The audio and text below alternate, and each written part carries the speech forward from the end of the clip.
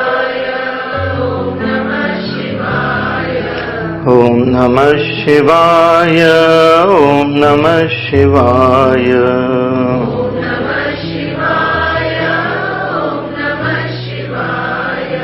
Om Namah Shivaya, Om Namah Shivaya.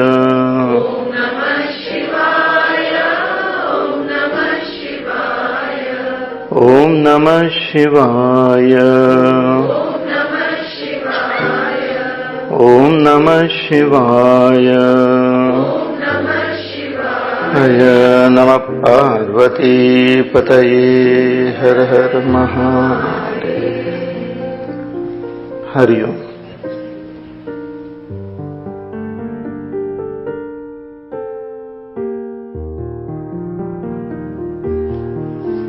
Sanjay is narrating the whole incident to Dhritarashtra.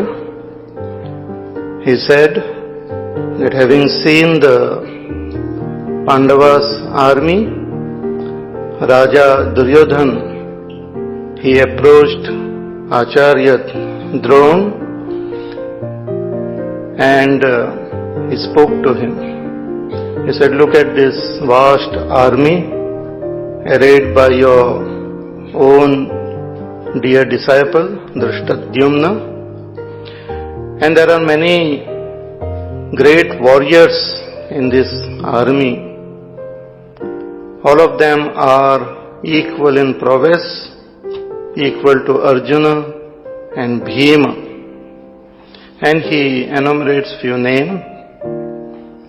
But then he also says that we also have a very strong army in which you are there, in Bhishma, Pitamaha, Karna, Kripacharya, and so many other warriors who have come here dedicating their life for me, for my sake.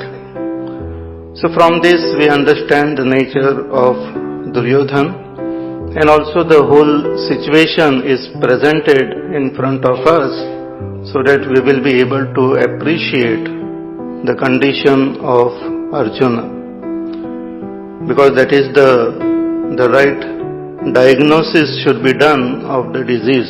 As Pujya Gurudev says, most of the time when the disease is not diagnosed properly, then we keep giving some or keep taking some wrong medicines and we suffer.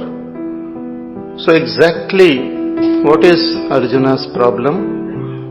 And again, exactly what is our problem? Why do we experience sorrow in life? Why do we experience grief in life? Why we don't experience that supreme peace and joy which is our birthright, which is our very nature? Why don't we experience it? That becomes clear when we study this chapter.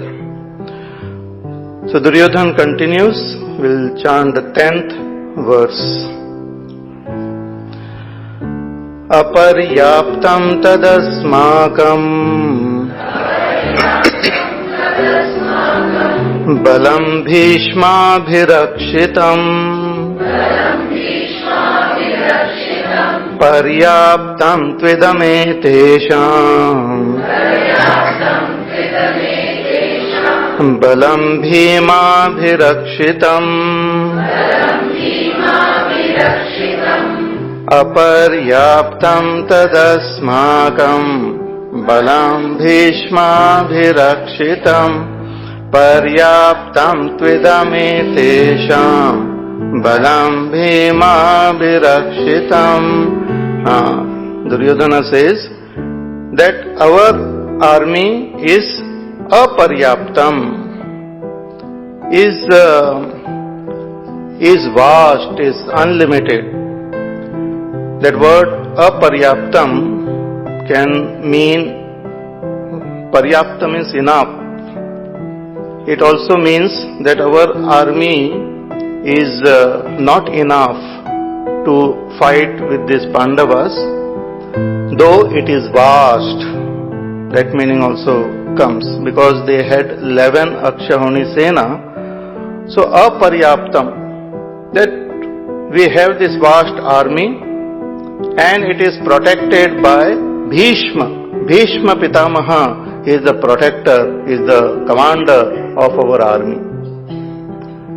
Bhishma Pitamaha is a very powerful warrior and nobody can defeat him, and he is protecting this army.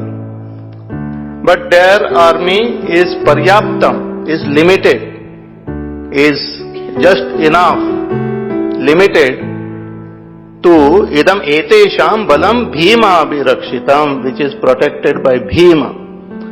So it has got two meanings. One is that we have infinite vast army and we have Bhishma Pitamaha compared to their limited army and Bhima. What is the comparison between Bhishma and Bhima? Bhishma in all respect is more powerful. But at the same time, this verse also conveys a deeper fear in his mind. Therefore, this Sanskrit, our language is such that it has got a deep meaning. Same word can bring out different facets of meanings. So this same verse convey that Duryodhana is feeling that our armies, though vast, it is not paryaptam, it is not enough. It is aparyaptam, it is not enough to deal with this situation, to fight with this enemy. Because the war is not fought only by the size of the army, but also the morale of the soldiers who are fighting is very important. Sometimes a few people can control or fight with a vast army if they are very strongly motivated.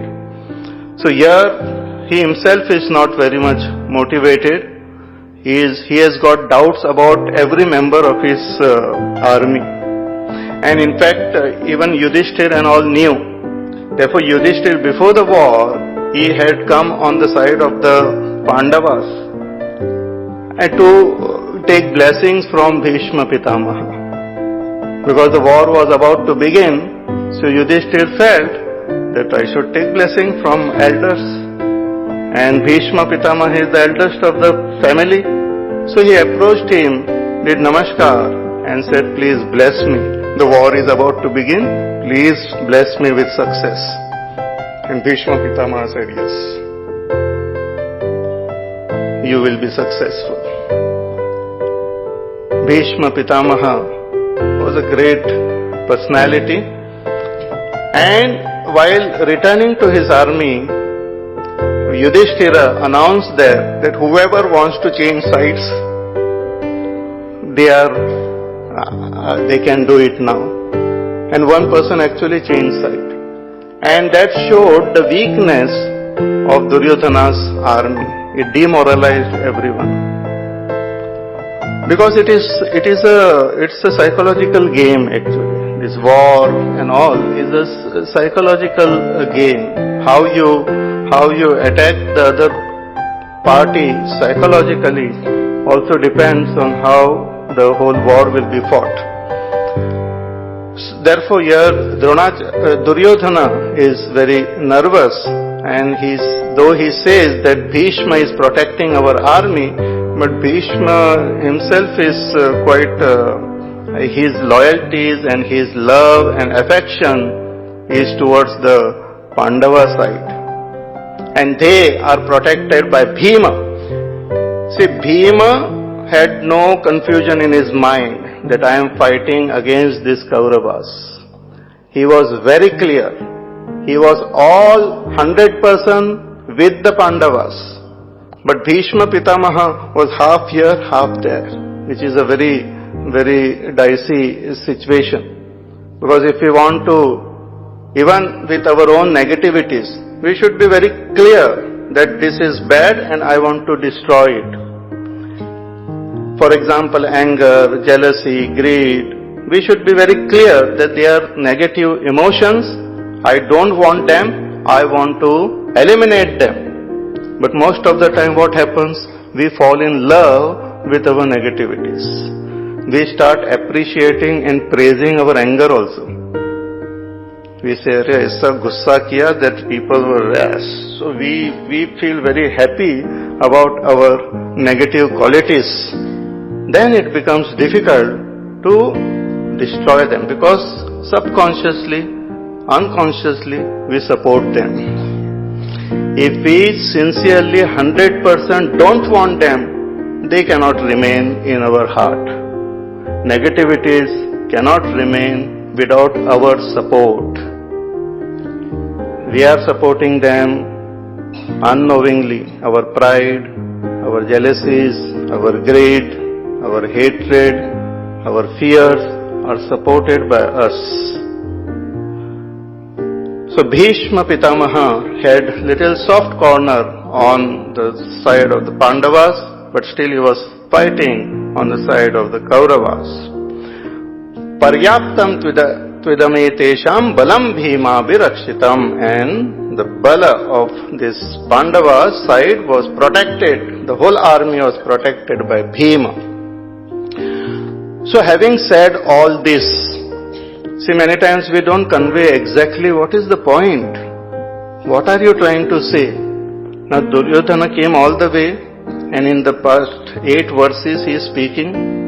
But what are you trying to tell me? Is it that I don't know? Dronacharya must be thinking. Is it that I don't know what is happening? Who are on either sides? What do you want to convey? What he wanted to convey, he conveys now in this 11th shloka.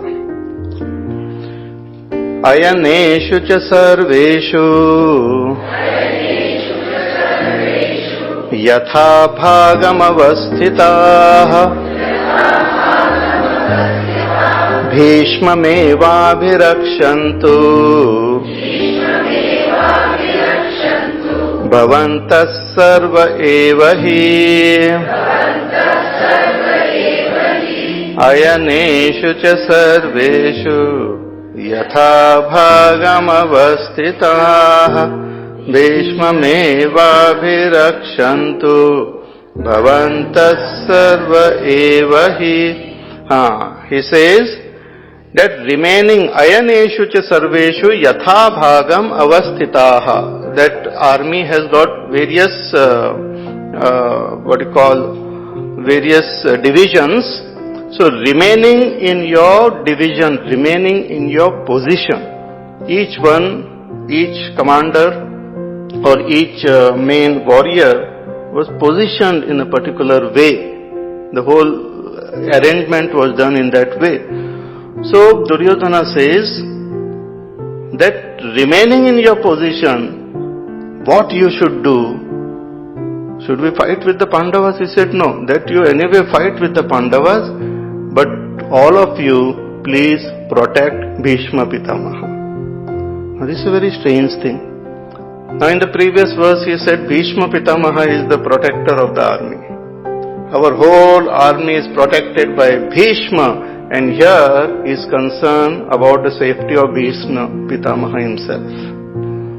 The one who is protecting the army needs protection. Why he needs protection? We know the story. Because of this Shikhandi. Bhishma Pitamaha was a great personality. Actually, yesterday I mentioned by mistake that he was also involved in killing Abhimanyu, but he was not involved. He was already lying on the bed of arrows, and Dronacharya had become the commander, and he had formed a Chakravyuh when Abhimanyu died. So Bhishma Pitamaha was follower of dharma. And one of the things which he held very dearly was keeping his vow, keeping his words. Whatever happens, he never is to go against his words. You know the story of Shikhandi, this Amba. So Amba, Ambika and Ambalika. Amba wanted to marry that other person. She could not. She came back to Bhishma Pitamaha, requested him. She said, I want to marry you now. He said, no, I can't, because I have taken this vow. I cannot marry. So Amba approached Parshuramji. Parshuram was the teacher of Bhishma Pitamaha. Parshuram, great avatar of Bhagwan, he also had taught Bhishma Pitamaha. So she approached him and she said, this is the situation. He doesn't want to marry me because of his vow and all. So please you tell him. Because he won't say no to his teacher. You please tell him. So Parshuramji said, yes, why not? Why not do this good action? So he called Bhishma Pitamaha and he said, you marry her. He said, but teacher, I have taken this vow. I can't marry. So Parshuram got real annoyed. He said, you are not listening to me. I am your teacher. He said, either you marry him or you fight with me. He said, I am willing to fight with you, but I cannot marry. And they had a fight. And in that fight, nobody won actually, because both were equally strong. Finally, Parshuramji gave up. He said, forget about him. And he decided never to teach a Kshatriya again. Because the Kshatriyas, they have this funny idea about dharma and keeping vow and all those things. So he had decided not to teach any Kshatriya.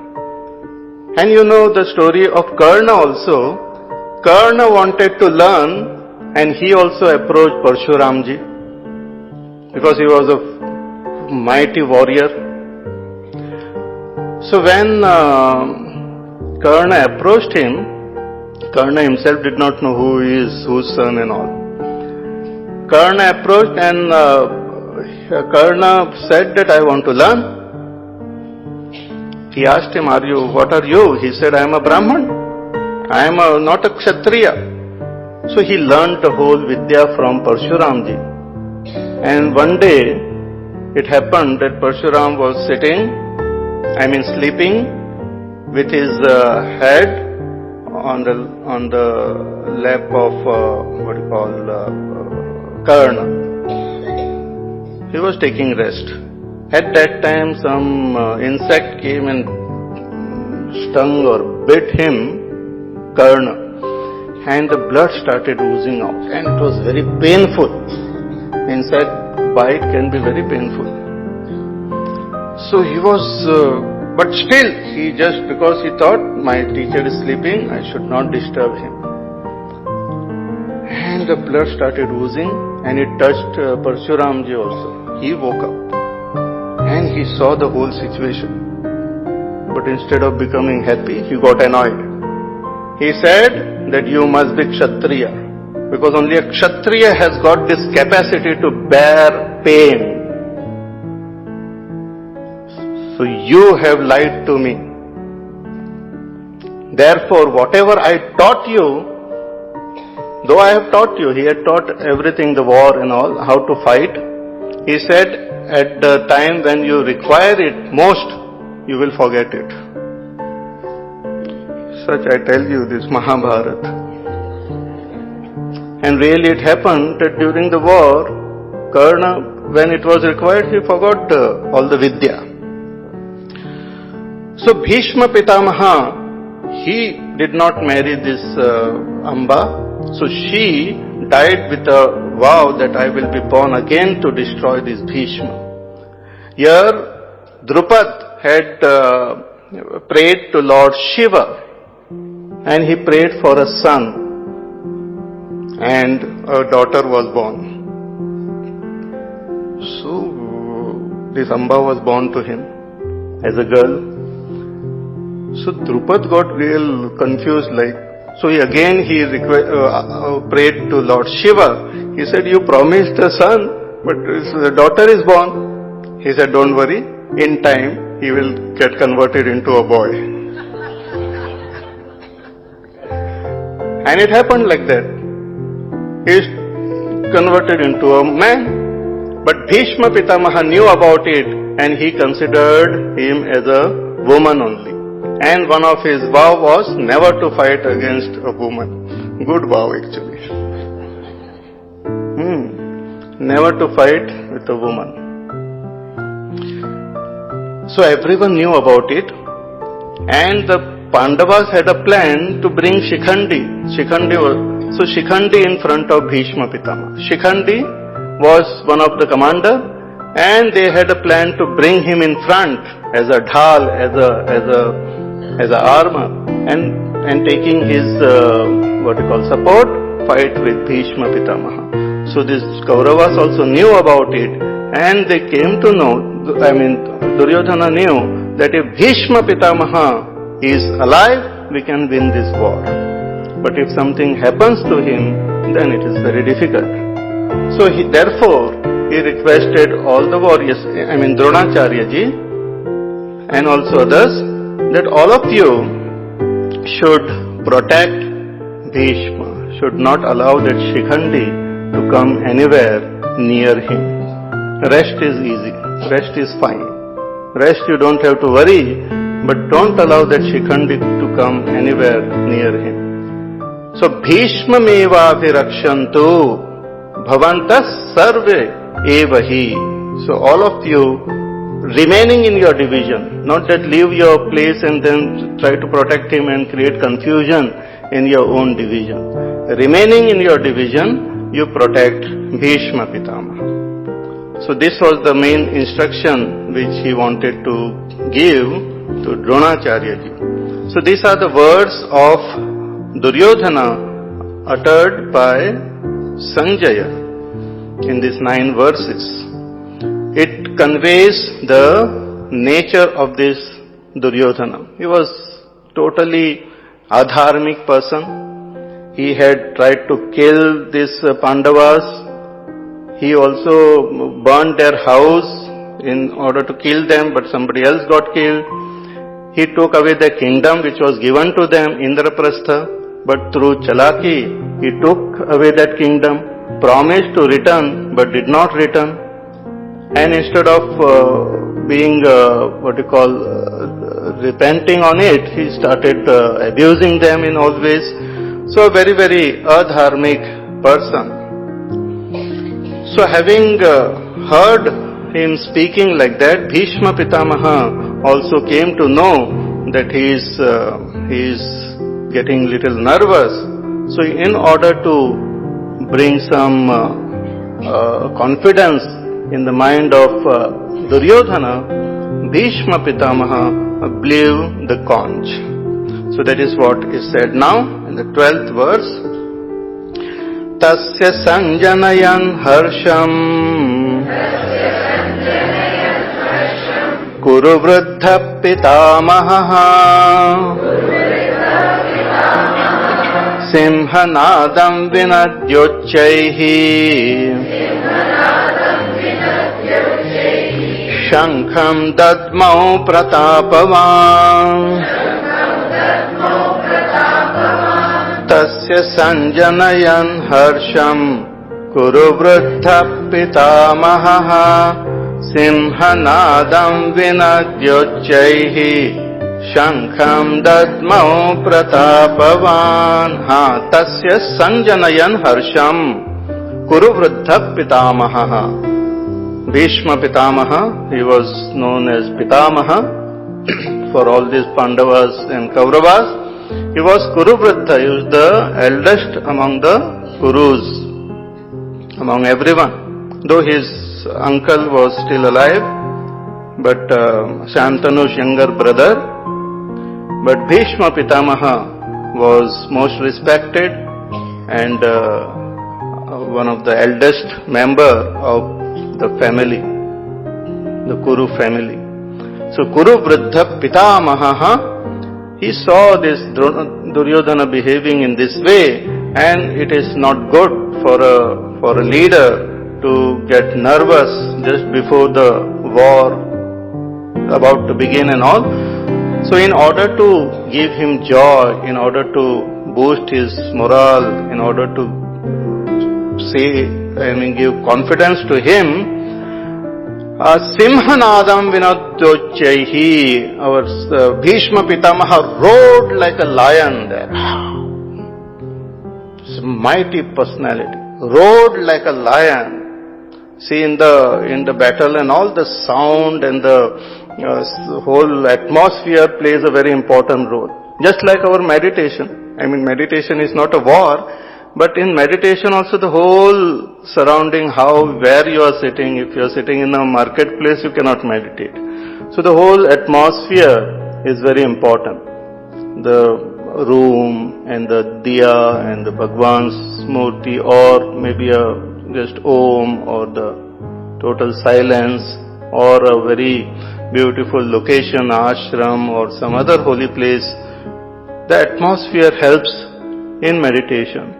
In the same way, in war also, the sound, the whole enthusiasm in every person who is involved is very, very important factor.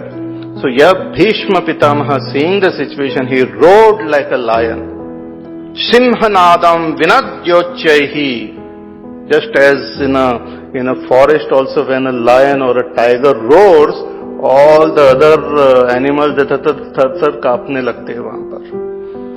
They just stand still wherever they are, frightened, because he is king of the jungle.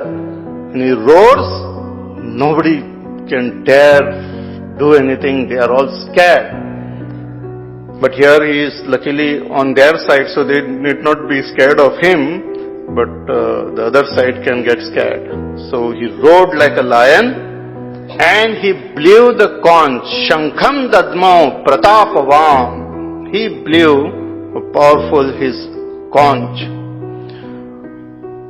So this was the first, sign of the war commencing, as our Pujya Gurudev has also written. So it came from the Kaurava side. Though that was not the intention, the war had not begun, but from just to please and just to encourage Duryodhana, this conch was blown, but it became like a first sign, that a first attack was from the Kaurava side only, you can say, because that is like a beginning. So Shankham Dadmau Pratapavan, he blew the conch. And this conch has got its own sound actually. In the spiritual field, in the religious field, when we blow the conch, it is like to invite everyone for a particular ceremony and all. Before the puja or before the arti, the conch is blown. Also when Bhagwan Vishnu is blowing the conch, he has got a conch. He is also inviting everyone towards him, and the sound of that conch is like the words of the scriptures. Through the words of the scriptures, Bhagwan says, you come to me, you come to me. So here the conch was blown for the commencement of the war, but here for giving that confidence for Duryodhana. But when everyone else heard this, then what did they do? Further he says, Tata Shankhascha Bhairyascha Panavanaka Gomukha Sahasevabhyahanyanta Sashabdastumulo bhavata Tata Shankhascha Bhairyascha Panavanaka Gomukha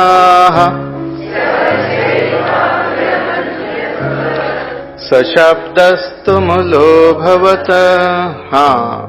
Tataha, thereafter when all the other army or warriors, they heard the conch being blown, they also, suddenly everyone started playing the various instruments which are used in the war. So tata sahasa eva. Sahasa means suddenly. Because they were everyone was little nervous only. So it's a war. It's not actually though the stories of war, it becomes very fascinating, but war itself is not fascinating. But the stories of wars are very fascinating. Mahabharata to listen sitting in our comfortable room is very fascinating, but actually to go there and fight is not good. So here everyone was nervous only, all the members of this party, the army. So when they heard Bhishma Pitamaha blowing the conch, so they also started playing the various instruments. They also blew the conches, and then they played the kettle drums and the various other instruments like the tabors, the military drums, the nagada and all, with some stick and all you play, and cow horns, gomukhaha, various different types of these instruments are there, and they create their own vibration. Some of you must have heard this, gone to that beating the retreat also. Different type of military bands are there. So here everyone played this band, and it created such a huge sound, loud sound. So sahasa eva abhyanyantaha sa shabdas tumulo bhavat. That sound became so tremendous. 11 akshahonis and the warriors,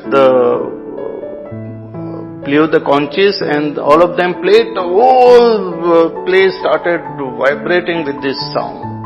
Tremendous. Tumulo bhavat. Here the Sanjaya is using the word tumulo bhavat, means tremendous sound. But when he talks about the Pandava side, he said the sound, because they also started blowing the conches and playing all these drums and all. And he says that the sound which was created there, it shook the heaven and the earth.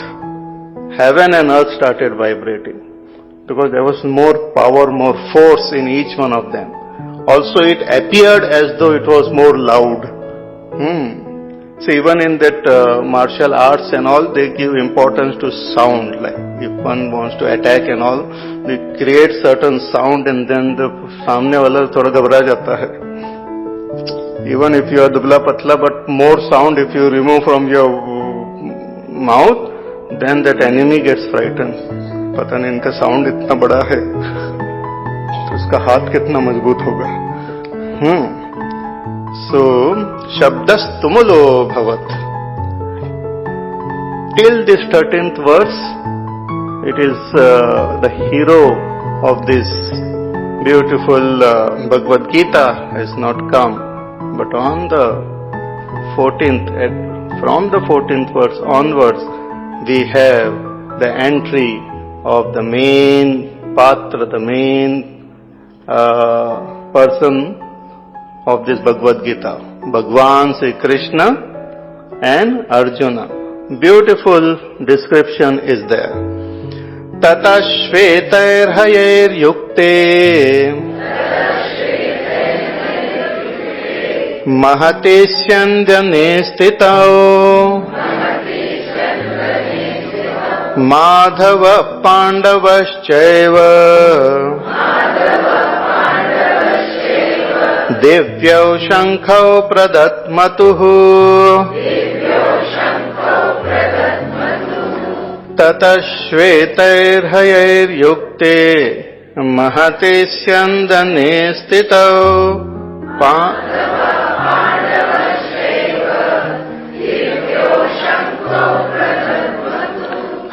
Tataha, then Shvetair Hayair Yukte Mahati Sanjane Stito, seated on a chariot, magnificent chariot.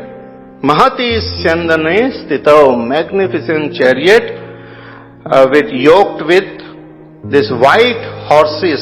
Shvetaihi Hayaihi Yukte, white horses, and a beautiful chariot. Mahati, white, divine chariot. See, this chariot was given by the Devata to Arjuna, Agni Devata. Arjuna had helped Agni Devata, so he gave this divine chariot for him to use in this war. And all the horses were white in their complexion. And beautiful chariot, vast, and Arjuna could store all his weapons which were required properly in that chariot. And those horses were such that there were about 100 horses, but few were yoked to this chariot, and even if they were killed, they were immediately got replaced. Divine divine chariot with divine horses, and they got replaced immediately. Special chariot. So seated in this chariot, Madhavaha, Bhagwan Sri Krishna, is called Madhava. Ma means Lakshmi, Dhava means Pati, Lakshmi Pati. Sakshat Vishnu Bhagwan himself had manifested on earth in this beautiful country of ours as Bhagwan Sri Krishna. Bole Shri Vrindavan Bihari Lal Ki Jai. Bhagwan Sri Krishna, most fascinating personality.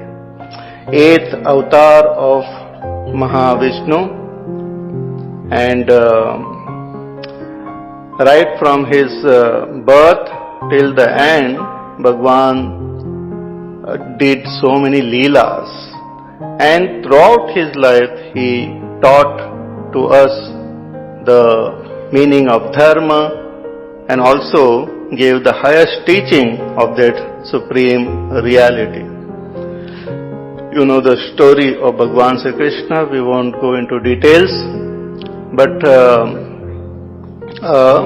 he is considered as Ishvara Sakshat Bhagwan himself and is Yogeshvara Krishna. At the end of this Bhagavad Gita, Sanjay says that is Yogeshvara Krishna. Yatra Yogeshvara Krishna, Yatra Partho Dhanurdharaha. He is the Ishvara of all yoga, the knower of all the yoga, the giver of all the knowledge.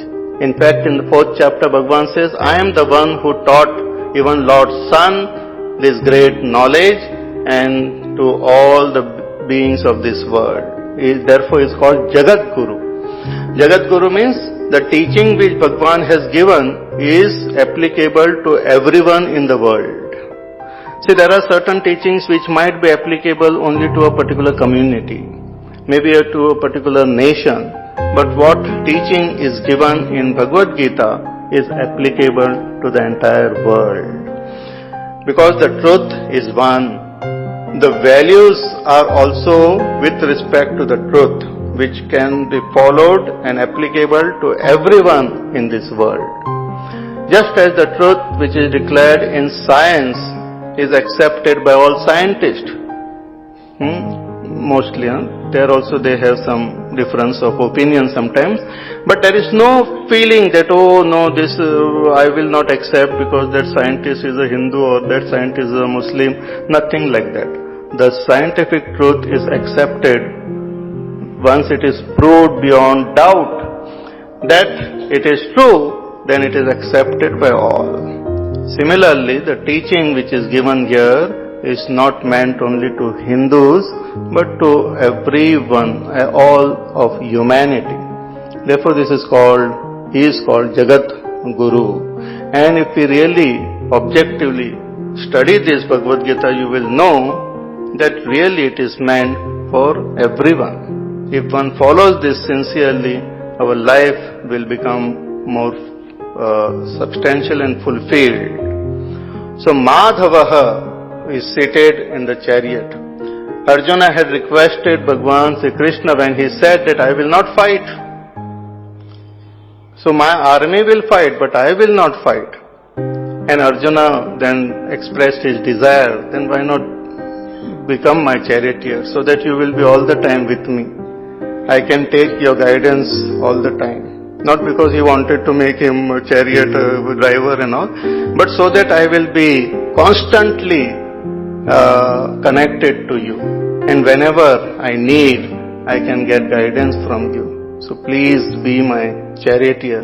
And Bhagwan accepted that, and he was a sincere charioteer. He performed his duties as a charioteer very sincerely.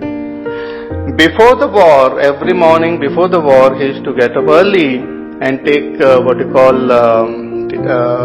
take care of those horses and all, feed them and water and all those things, and then he used to yoke the horses to the chariot and used to be ready for Arjuna to come and occupy the chariot.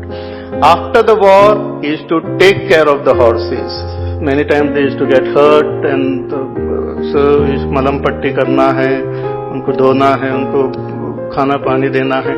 All this he used to do it very sincere. Not that I am a charioteer, but I will give some knocker to do this. No. He himself did all this. He showed the sanctity of all work. All work is good.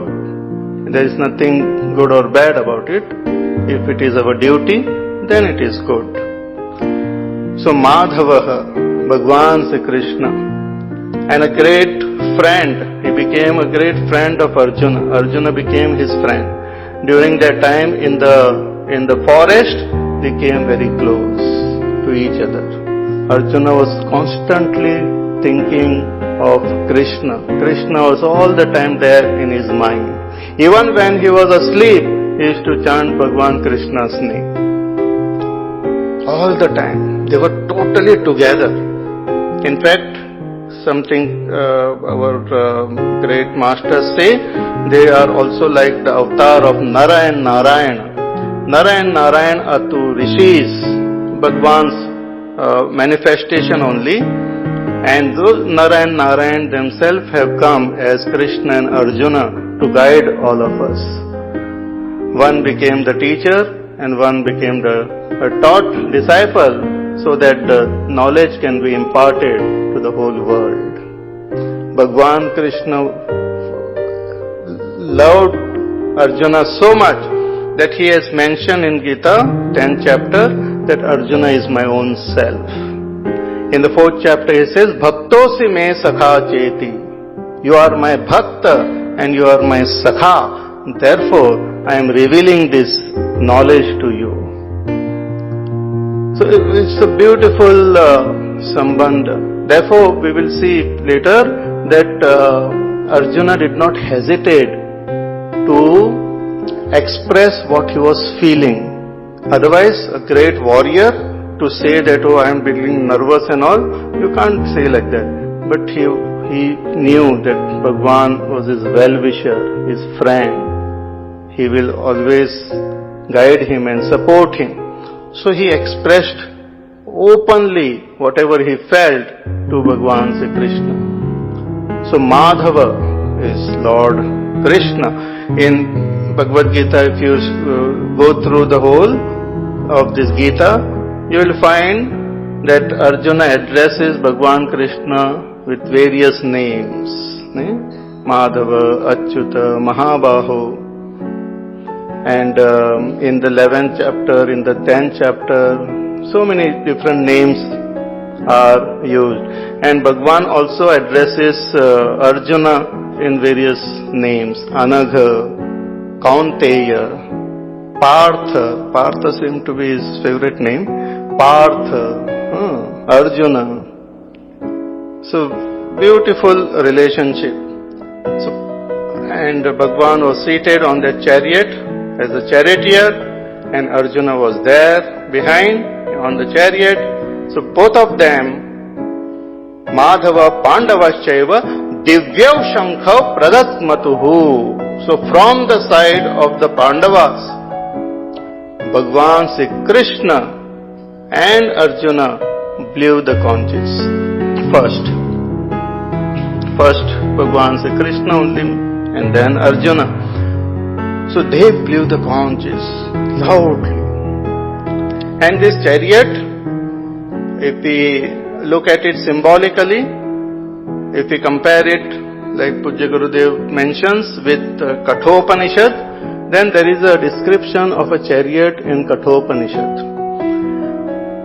It says that our body is like a chariot and the senses are like the horses. Atmanam rathinam viddhi Shariram Rathamevatu. Atma is the Rathi, the owner of the chariot, and his body is like a chariot, and the horses are the senses, and the objects, sense objects are like the road, And the rein which holds the horses together is the mind. But who is holding the reins together? Who is holding and controlling the horses? The buddhi. Buddhim tu sarathim viddhi mana pragraham evacha. So buddhi is the sarathi. So it's a very beautiful description of our own personality. Our body is a chariot. It's a vehicle. It is a vehicle to reach our destination. It is not just a bhoga sharir. It is not meant for just pleasure and all. It is a vehicle to reach our destination. And what is our destination? That self-discovery, self-realization.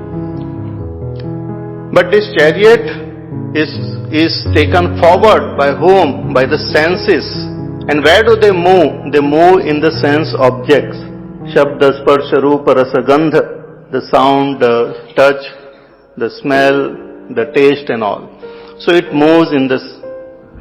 But the senses are wild. They have to be yoked together. So they are all yoked together by the mind. Mind is behind the senses. You cannot use the senses without the mind behind it. But if the senses go in 5 different directions, then the mind will be totally agitated. So the senses have to be properly held together by the mind, but that mind should be under the control of buddhi, our understanding. If our understanding is not proper, then the mind can go haywire. It will run away and the senses will run everywhere. So it is the Sarthi plays a very important role. He holds the reins together and at times he loosens the hold so that horses can go forward. At times he holds it back for them to stop. And after using the chariot for a long time, becoming a master, the horses also come to know the intention of the Sarathi. That even if he gives thoda sa bhi jhatka diya, to then the horses know where he wants us to go, when he wants us to stop. And in a war, this is very important. Because if he is aiming there and the horses keep on going, walking forward, and thoda sa piche, jara aage, it will create lot of confusion. He might aim at one person and shoot someone else then. So, our body, our senses should be under control of our mind, but the mind should be under control of our intellect. Intellect has got ideas. Intellect has got understanding, wisdom. So wisdom, our mind has got all emotions. Emotions should be under control of wisdom. Otherwise we will become emotional. Otherwise we will become sentimental. Somebody asked our Guruji that what is the meaning of this sentimental and all those things, temperamental and all. He said temperamental means 50% temper and 50% mental. But what about sentimental? Or a sant person mental. That is called sentimental.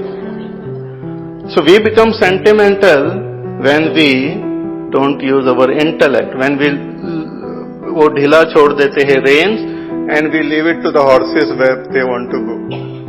And there are 5 horses in our body, 5 senses, so there is total confusion. The strongest horse will lead and it may not go where he wants to go also. Depends on the total force and all, it will go in that direction. Our eyes wants us to go somewhere. Our ears want us to go somewhere. Our tongue wants us to go somewhere. And thorough confusion is there. So, everything should be held in the hands of a Sarathi. And here the Sarathi should be divine. Sarathi should be Krishna. Sarathi should be the knowledge which is revealed by Krishna. Bhagavan says, I am Bhagavad Gita only. Bhagavad Gita is Bhagavan's roop only. So let Bhagavad Gita be a Sarathi of your chariot, then it will go to its right destination. So Madhava Pandavascheva Divya Shankho Pradatmatuhu, they blew divine conches. Now Sanjaya, he had great love for Bhagwan Krishna and for all these Pandavas, and he was more interested to describe and talk about them. So here he is telling us that even the names of all the conches which they blew, each one of them. While talking about Kauravas, he just said everyone started playing the kettle drums and all. But here he mentions the name of the conches which were blown. Many times we have this what we call the Gita quiz, in which sometimes you are asked the question, what is the name of the conch which Bhagwan Krishna blew? So you should know, it is Panchajanya. Panchajanyam Rishikeshaha Devadattam Dhananjayaha Paundram Dadbhav Mahashankham Bhima Karma Vrikodaraha Panchajanyam Rishikeshaha.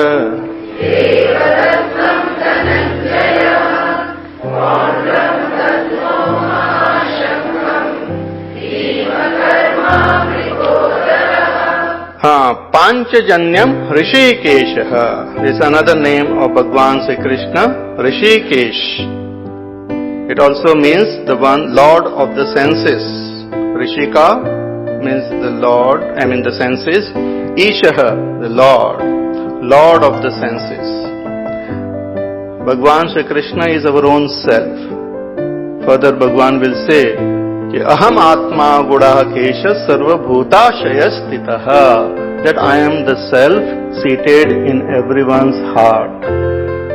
And it is the self means the pure consciousness, which is the ultimate controller and the Lord of our senses, of our mind, of our intellect. It's like the electricity is the Lord of all the electrical equipment. If electricity fails, all equipment remains standstill. Similarly, it is the Lord who is in our heart, who is the controller and the master of our senses, of our mind. Therefore, he is called Rishikeshaha. Panchajanyam, he blew a conch called Panchajanya. This was obtained by killing a Rakshasa of that name. And Bhagwan got this conch and he blew it. Panchajanyam Rishikeshaha. Devadattam Dhananjayaha. Dhananjaya is name of Arjuna. He had acquired lot of wealth. Not only the outer prosperity, he had acquired lot of these weapons and all from all those devatas, but he had also acquired lot of inner wealth. Remaining in the forest, interacting with Bhagwan Krishna, he had learnt a lot from him. Though the teaching of Bhagavad Gita was not imparted in the forest, because it was not asked directly or the situation had not come, but he had gained lot of wealth, of knowledge, of weapons, of relationship, so many dhana. Wealth is not only just what we count, what we keep in our bank, but so many wealth. Even our punya is like a wealth only. Those who have all the wealth in the world but don't have the wealth of punya, they are poor, very poor. Because with all the wealth, you won't be able to enjoy. Punya is also required. So, Panchajanyam Rishikesha Devatattam Dhananjayaha. So, Dhananjaya, Arjuna blew the conch called Devadattam. And what about Bhima? Paundram Dadbhav Mahashankham Bhima Karma Vrikodaraha. Bhima. He is called Bhima Karma because his whole actions were also very terrible. He was physically strong but also very intelligent and very, very attached to dharma and all. And all these brothers, they had great affection and love and regard for Yudhishthir. Whatever Yudhishthir said, though they inside they objected sometimes and all, but finally they agreed. And Yudhishthir had and all of them had great regard for their mother Kunti. Yudhishthir has mentioned that whatever my mother says is dharma. They had great regard. Here on the other side, these Kauravas, that were Gandhari, she was also a great lady, but they did not listen to her. Even the Duryodhana approached her mother and said, please give me Ashirvad, for this war is about to begin. Please give me Ashirvad for victory. And she said that wherever there is dharma, let the victory be there. Yato dharmaha tato jayaha. Yatra dharmaha tato jayaha. Wherever there is dharma, let the victory be there only. She did not say, you win, you are my dear son. Nothing like that. If you are right, then may the victory be with you. If you are wrong, then may you get defeated only. So she was a very powerful and great lady, but Duryodhana did not take her advice, listen to her. But here, Yudhishthir and all, they had great affection. So Bhima Karma, he had this terrible, powerful deeds he had done in his lifetime, even killed some of the Rakshasas and all. So he was considered to be Bhima Karma. Once it happened that Draupadi wanted to invite Bhagwan Krishna for lunch when they were in the forest. So she sent a request, but Bhagwan says, no, I am little busy today, I have some appointments. So when Bhima came to know about it, and he felt that, she is requesting, so you should come. So he took his gada and came out of that hut where they were staying, and he threw the gada in the air, in the sky, and he loudly called Bhagwan Krishna that before this gada falls down, you come, otherwise I will take that gada on my head and I will die. And he threw the gada, and before the gada fell down, Bhagwan came running there. So all his actions were also very terrible. But Vrukodaraha, his stomach is like a vrika. Vrika means a wolf. So wolf and all this, they don't have a big belly and all. So generally we imagine that Bhima must be with a big belly. No, he was very, very fit. And Vrukodara also means that he had this capacity to digest all that he ate. And that is a very important capacity which we should have from the standpoint of our health, but also subjectively our mind should be like Vrukodara, able to digest all experiences of our life. Undigested experiences create negativities like jealousy, greed, hatred, and all those sadness and guilt and all sorts of this negative feeling comes because of undigested experiences of our life. We should learn to digest them by proper understanding, by proper wisdom. So Bhima Karma Vrukodaraha Mahashankham Dadmao, he blew a great conch. What was the name of his conch? Poundram. Poundram Dadmao Mahashankham. Bhima Karma Vrukodaraha. Further says, Ananta Vijayam Raja Kunti putro Yudhishthiraha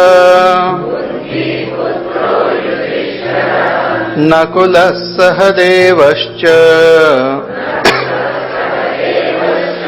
Sughoshamani Pushpakau Ananta Vijayam Raja Kunti putro Yudhishthiraha Sahadevascha Sughoshamani Pushpakau. Raja Kunti putraha Yudhishthiraha. Here our Sanjay is calling Yudhishthir Raja. See, Yudhishthir was the eldest of all the Kauravas and the Pandavas.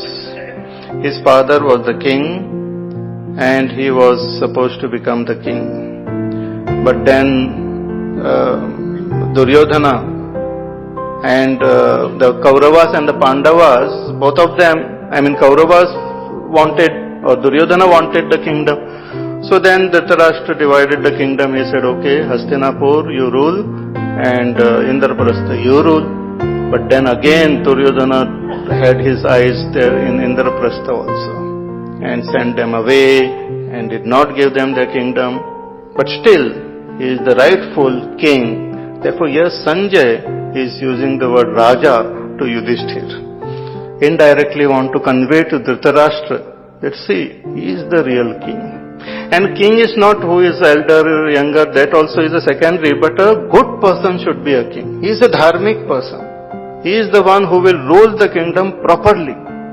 And later on when Yudhishthir became the king, his rule was one of the most beautiful rule, like of Ram, Rajya, of so many other beautiful kingdoms which we hear about. So Yudhishthir also ruled very righteously the kingdom. Because so many people are involved. And the first thing a king should be is just. If the king is not just, then he is not a king. He should be just and he should be generous. And he should have the right attitude towards the kingdom. He is not the owner, but just a trustee and is a sevak taking care of the subjects like his own children. So Yudhishthir had all this wonderful quality. He is the hero of this Mahabharata. So Ananta Vijayam, he blew the conch called Ananta Vijay, like an infinite victory. Ananta Vijayam Raja Kunti Putraha, he is the son of Kunti. He had great regard, as I said, for his mother.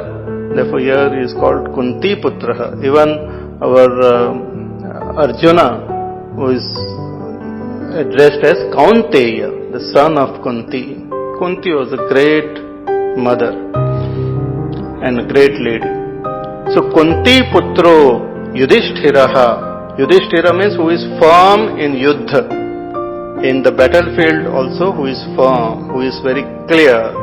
See, this dharma and adharma is a constant battle which is happening within us, and same thing we see around us. When we are very clear about what is dharma and what is adharma, we can be firm in the battle. If there is any doubt in our mind, then we cannot be firm. Later on we will see that there are these three gunas, sattva gun, rajogun, tamogun. Person who is sattvic is very clear about what is dharma and what is adharma. Person who is rajasic, he is not very clear about dharma and adharma. He is confused regarding dharma. While talking about dharma, he feels that it is adharma. While adharma, he feels little dharma. So he is confused regarding dharma and adharma. But a tamasic person is also clear. He considers adharma as dharma and dharma as adharma. So both the ends, great clarity is there. Therefore, a bad person is also very clear about his goal and very focused, and an absolute good person is also very focused and very clear. In between, they don't know whether we are this side or that side. When Ram and Ravan Yuddha was happening, very clear. Ram stands for dharma, and Ravan for adharma. But the Devtas had assembled there to see the Yuddha, and they were also quite inspired, and they were also saying Jai Ho, Jai Ho. From there only they got the Nara, Jai Ho. So somebody asked them, Kiski Jai Ho you are saying? Ravan ki Jai Ho ki Ramchandra ji ki Jai Ho? He said, we don't want to say anything. We just say Jai Ho. And whoever wins, then we will say, Aapki hi hum Jai Ho bol rahe the. So they are little Rajasic. Sometimes Jai Ho for Ravan, sometimes Jai Ho for Ram. That is what happens with us. Rajasic. We are not very clear that who are the enemies of our mind. Kama, Krodha, Lobha, Moha, Mada, Matsar are the enemies of the mind. But many times we are not clear. We consider them our friend. And there is great confusion. So Yudhishthiraha, he blew the conch Ananta Vijayam. Nakula and Sahadev, they blew the conches Sughosha and Manipushpaka. Conch named Sughosh and conch named Manipushpaka. Nakula and Sahadev, they were born to Madri by the blessings of Ashwini Kumar. Yudhishthir was born by the blessings of Dharmaraj, Yamaraj. See, Lord of Death. Lord of Death is called Yama. Yama also means one who is completely disciplined. Yama means discipline. Death, great discipline is there. And death means whatever time of death and everything is no question. If a person has to die at a particular time, dies at that time. You cannot negotiate with Yamrajji. He is perfect, disciplined, honest, just. Dharma. The dharma controls our life and death. But that which is beyond life and death is gained by the blessings of that Supreme Lord, your Krishna, which is beyond. So when a person does some action, then based on the action, Dharmaraj gives the result. But when we surrender to the Lord, then even if we have done something wrong, Bhagwan has got the capacity to forgive us and to bless us. See, when in the country also if somebody is punished, then depending on the laws of the country, that person is punished. But that person can approach the Rashtrapati and request a pardon, and that person can be pardoned. Similarly, according to the dharma, the fruits of action is gained, but Bhagwan is beyond. Therefore, Bhagwan tells Arjuna finally that you drop all these actions and the doership and all dharma and surrender to me. I will release you from all sins.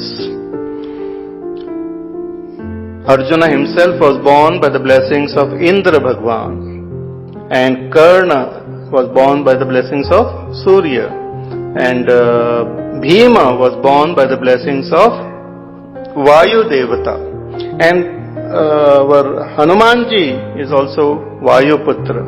So they are like brothers, Bhima and Hanumanji had given his blessings to Bhima.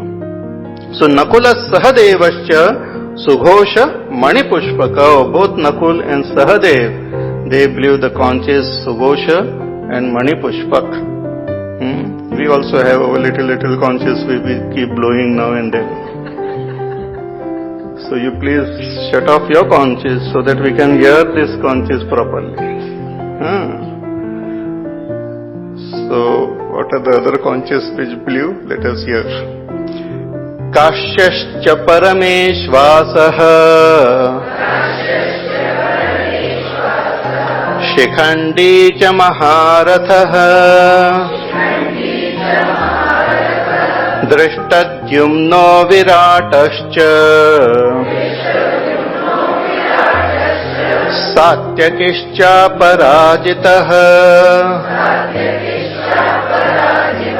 Drupado Draupadeyascha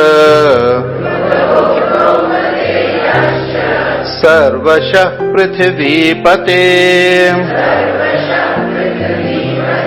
Saubhadrascha Mahabahuhu Shankhan Dadmu Prithak Prithak Kashyascha Parameshvasaha Shikhandi cha Maharathaha Drishtadyumno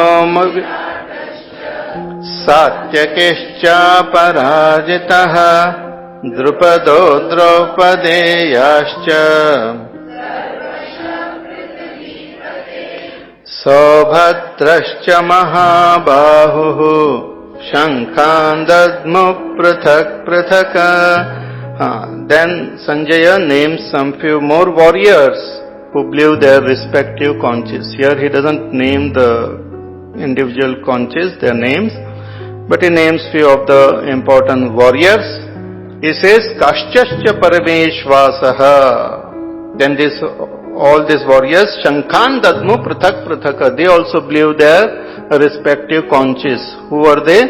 Kashiraj, Kashyascha, the king of Kashi, Parameshvasaha, who was an excellent archer. He blew his conch. Kaschascha Parameshvasaha. And also all of them blowing the conch also is a sign that all of them are saying that we are together, we are one. As a one unit, we will fight the enemies. Shikhandi cha Maharataha. Shikhandi.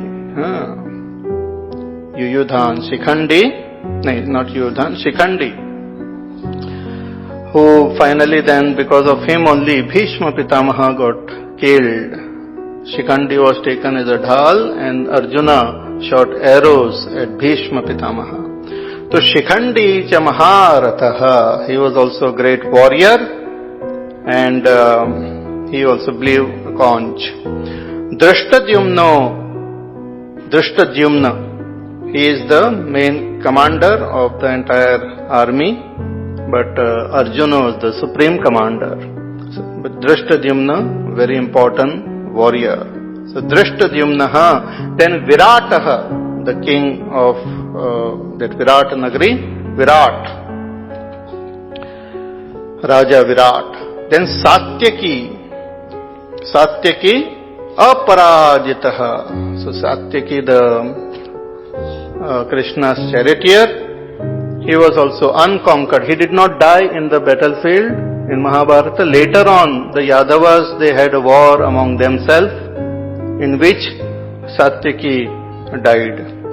So Satyakishcha Aparajitaha. Then Drupadaha, King Drupad, is both his sons Shikhandi and Drishtadyumna were very important warriors in this battle, and this was a great ally which these Pandavas they had because of their marriage with Draupadi. Otherwise they had conquered the Drupad and brought him to Dronacharya. But because of this relationship, they had then become friends with this Drupad. So Drupada, then Draupadeyascha. Draupadeya are the 5 sons of Draupadi. They were then, as I said, they were killed by Ashwathama when they were sleeping. The war was almost over, but they were sleeping in their tent, and Ashwathama came at night and killed them just to please Duryodhana. And it was so terrible. And all these Pandavas were absolutely grief-stricken. And they caught hold of that Ashwathama and brought him in front of Draupadi. Draupadi was crying and weeping. He brought him there and he said that we will kill him right in front of you. And Draupadi said, please don't kill him. He said, I know what is the grief of a mother when the children are dead. I don't want his mother to suffer. So let him go. Don't kill him. She forgave him. But then he had some money on his head, and it was removed, and because of which he experienced great pain, and he is considered that he is still alive. There are few Chiranjeevis who are alive, and Ashwathama is one of them, and is constantly remembering. So it is a person who has committed a sin, it is better that person remembers and repents for it. If we don't remember and don't repent, then we can repeat it. Just by killing, it will not be sufficient, so he constantly should remember and repent and become more and more pure and more free from all these negativities. So these are the sons of Draupadi from all these 5 brothers. So Draupadi Yascha Sarvashah Prithivipate, all of them are very strong and powerful. He Prithvipate. He Prithvipate is addressed to Dhritarashtra by Sanjaya. Then Saubhadrashcha. Saubhadra is Abhimanyu. Mahabahuhu. He is a great warrior, mighty armed. Shankhan Dadmu Prathak Prathak. All of them blew their respective conches. And all these conches and then the various other instruments were also blown, and the sound which was generated, that now Sanjay describes. He says, Saghosho dhartarashranam Hridayani vedarayat Nabascha prithivin chaiva Tumulo venunadayan Saghosho dhartarashtrana Hridayani vedarayan.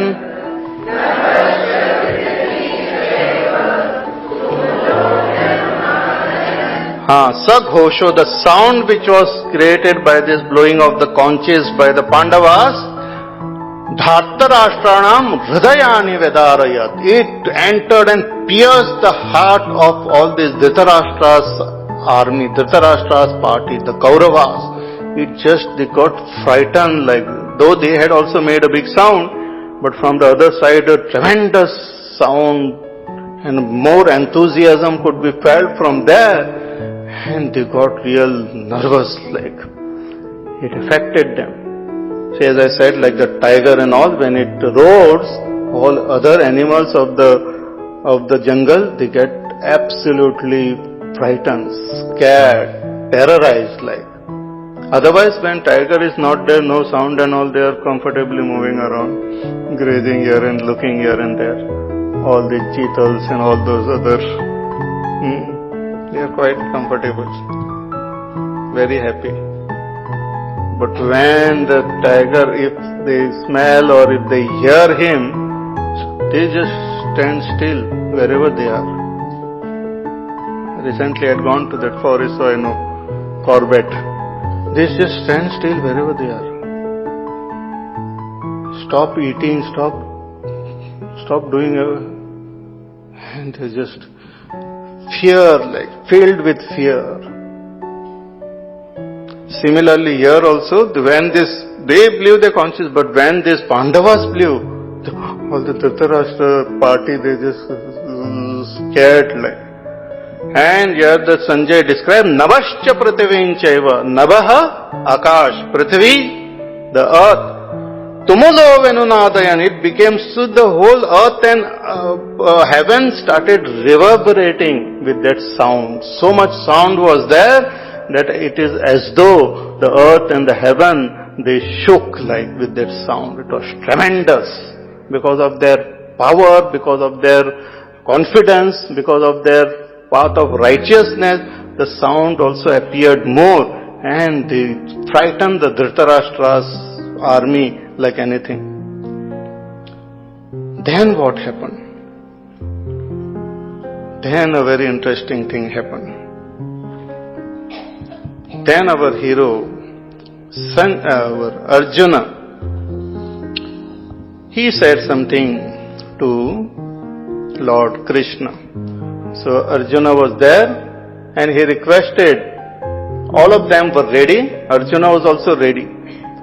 But Arjuna, the supreme commander, before the war begins, he wanted to go in between the two armies and observe objectively. See, when we see from our standpoint, the opposite party may appear to be galat only. We should try to put ourselves in the other person's shoes also. Or best, go in between, no man's land. Neither be attached to your party, nor be attached to the other. Be in between and judge and evaluate the situation objectively.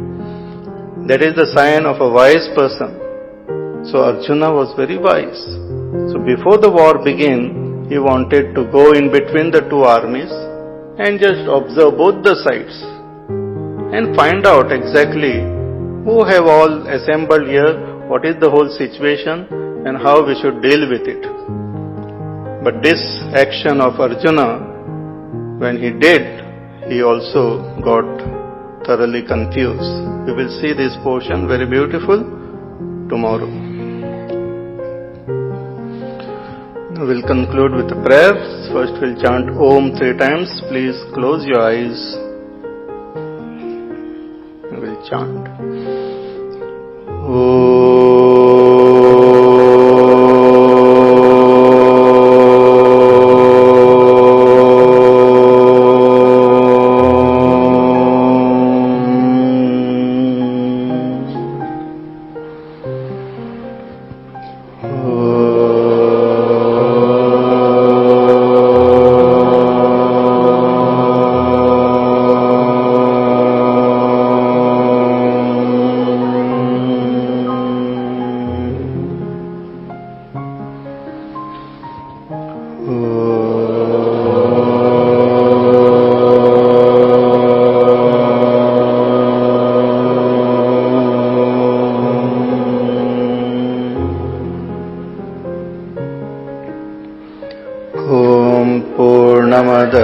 Purnamidam Purnat Purnamudachyate Purnasya Purnamadaya Purnameva Vashishyate. Om Shanti Shanti Shanti. Harihi Om Shri Gurubhyo Namaha. Harihi Om.